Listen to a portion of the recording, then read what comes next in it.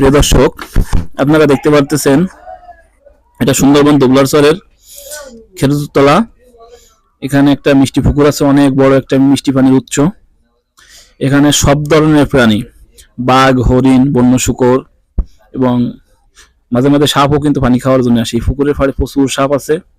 দেখতে পারতেছেন আমি এবং সোহেল ভাই দুজনে সকালবেলায় এই পুকুরটা দেখার জন্য আসছিলাম।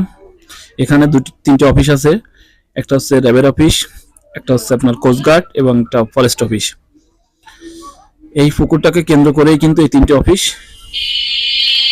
তৈরি করা হয়েছে। এখানে অনেক মানে এই যে জায়গাটা, এটার খেজুরতলার নামের পিছনে কিন্তু একটা কারণ আছে। এখানে প্রচুর খেজুর গাছ ছিল এক সময়, এখনো অনেক খেজুর গাছ আছে দেখতে পারতেছেন।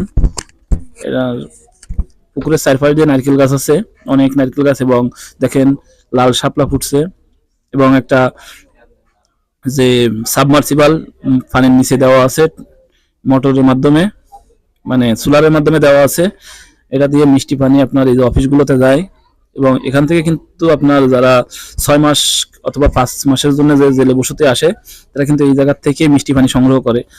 পুকুরটা আসলে অনেক মনোরম একটা পুকুর।